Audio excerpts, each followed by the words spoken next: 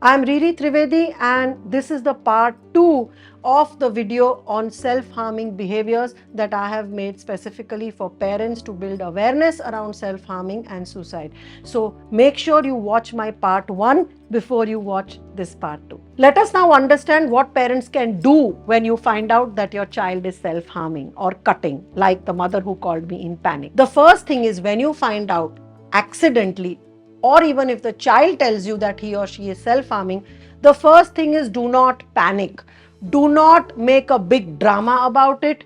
Do not overly react, and do not treat it like your child is trying to kill himself or herself and the child has done a huge criminal act. So do not make a big deal about it, because how you react will now decide on how much your child is willing to share and tell you about the issues behind the self-harming behavior. So once you find out, please try and stay calm. I know a lot of parents, when they hear that their child has done something like this, may be filled with anger, regret, guilt, sometimes disgust, sometimes a lot of fear and anxiety that what is going to happen. So if you have such emotions, then please manage those emotions separately. Do not demonstrate or show these emotions to your child, and do not go into a panic. Please understand, as a parent, it is normal to feel all these emotions when you find out that your child has done something like this.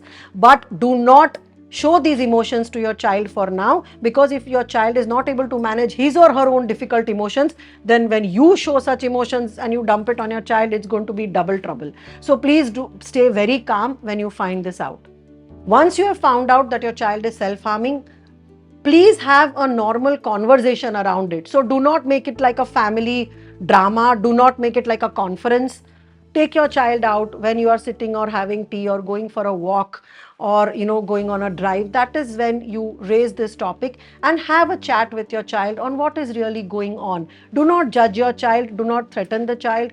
Do not tell the child of dire consequences, but understand from the child that what is going on behind this behavior, what are the emotions the child is not able to talk about or deal with, and what is causing the child to do this. Remember, if you are calm and if you are non-judgmental and not threatening, the child will be able to open up to you. If for some reason you are not able to have this conversation, and if you feel scared or if you feel triggered, then please ask your child to talk to any mentor, any maybe older cousin who the child trusts, or preferably a mental health professional who can help your child open up and talk about it. Your teen or child needs to know that it is safe to talk about this, and the child is not going to be judged or isolated or made fun of. Check with your child if he or she is willing to talk to a professional and take help to process all those emotions and feelings that are leading the child to do self-harming behavior. If there is anything that is bothering the child, so if the child is doing this because of bullying or because of your own fights of the parents or the family environment, or if the child is doing it out of peer pressure or attention seeking, then please try to see how you can help the child overcome this, right? You may want to teach the child self-regulation techniques. You may want to teach the child how to process some of these emotions, and you may also want to educate the child on what he or she can do to cope up with some of the difficult emotions that the child doesn't know how to cope up. If you do not know any self-regulation techniques, if you as a parent do not know how to process these emotions, then please take help from a professional. You and your child can both go and learn some techniques to manage these difficult emotions.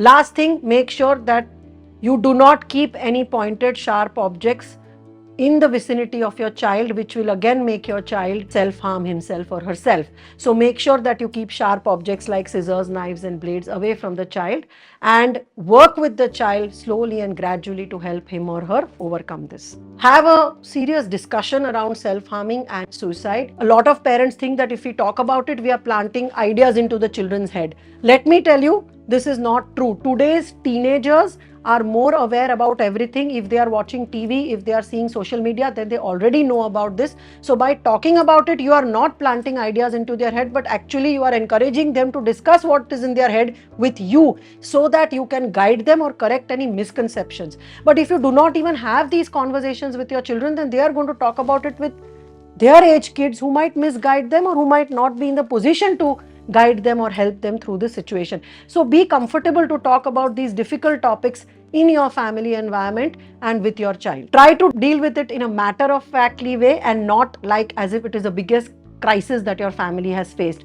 Do not use it to focus all attention on the child. Do not make it like the child's problem, and do not make it like a biggest secret that the family has to keep. So when you do such things, the child becomes very conscious that I have done something wrong. So just treat it like one of the things that the child has done and will overcome with your help and support. Do not make it a big deal. If there are cuts and wounds, then make sure that you get the child treated by a medical doctor and you help the child to fix the physical wounds as well. Moving forward, if you want to prevent your children from doing such things, then there are a couple of things you need to keep in mind.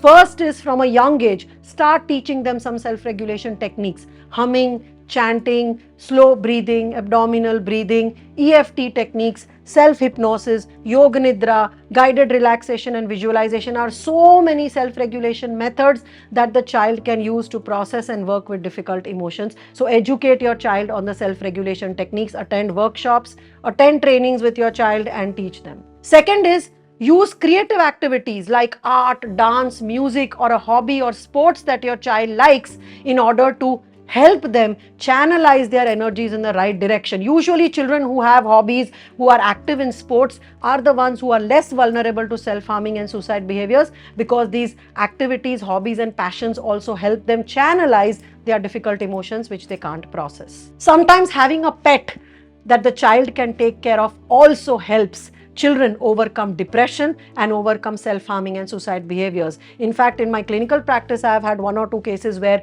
once a child has got a pet to take care of, then all the focus moves on taking care of the pet, and now the child does not find his or her own problems so important and difficult that he or she has to cut himself. So this is also one very effective technique to help your child overcome these behaviors. Journaling. Encourage your child to journal and write down emotions, or to talk to their friends or school counselors or a professional therapist and release all the unexpressed emotions. Taking therapy, walking in nature, doing gardening, doing physical activities is also one of the very great and effective way to overcome these negative self-harming behaviors. And if your child is not willing to do it himself or herself, go with the child or the teen. Do it together. Go cycling, go gardening, go walking, go hiking. Being in nature and doing physical activities is also one very, very great way to overcome this. Conclusion, lastly, I would just like to say that, in my generation, we did not hear so much of the self-harming behaviors. But today the world has become very small. Our kids are exposed to a lot of things on social media, on television, etc. And today, as therapists, we are finding a lot of youngsters, teenagers and youth indulging in these self-harming suicide behaviors, which, if corrected early on, will not push them towards more harming and damaging behaviors. Sometimes even, deliberately failing in exams, deliberately, having relationships with wrong, abusive boyfriends, or sometimes, deliberately taking decisions that will harm themselves also come under indirect self-harming and suicide behaviors, which sometimes comes out of rebelliousness or a need to take revenge on the parents. Yes, it is very unconscious, but a lot of children harm themselves because they have a lot of anger towards their parents and they are unable to do anything to the parents, so they harm themselves as a way to take revenge and hurt the parents. So this can be very complicated, but sometimes it can also be very simple. So as parents, work on your marriage. If you have marital issues, create an environment in your home where you talk openly, where you have open, honest communication with your child, and watch out for these signs of self-harming behaviors, if any. If you find out, do not panic, do not overreact. Deal with it with a cool mind, and remember, it can change with the right guidance and support. I hope this video was useful. If you have liked this video and found it useful, or if you are a parent of a teen or a young adult, then please do listen to it carefully, share it among your friends who might find it useful. Do subscribe to the channel and do share in the comment section if you found this video useful. I will also be making this video in Hindi for your Hindi friends and family members.